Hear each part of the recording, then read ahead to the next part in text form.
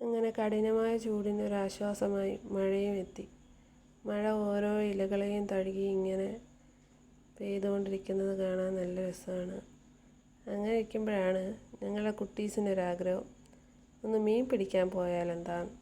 ഒന്നും നോക്കിയില്ല, തൊട്ടടുത്ത തോട്ടിലേക്ക് കൊണ്ടുപോയി മീൻ പിടിക്കാനുള്ള സെറ്റപ്പൊക്കെ ഉണ്ടാക്കി കൊടുത്തിട്ടുണ്ട്.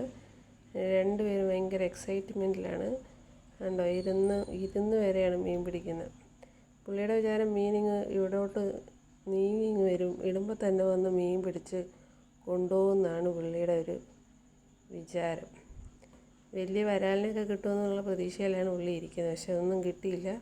അതുകൊണ്ട് പുള്ളിയുടെ മുഖത്തൊരു വല്ലാത്ത സങ്കടം.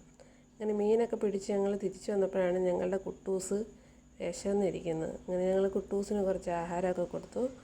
കുട്ടൂസ് ഇപ്പോൾ ഓക്കെയാണ്, അടിപൊളിയായിട്ട് ഞങ്ങളുടെ കയ്യിൽ നിന്ന് ആഹാരമൊക്കെ മേടിച്ച് കഴിക്കും. പുള്ളിക്ക് ഏറ്റവും ഇഷ്ടം മൾബറി കഴിക്കാനാണ്.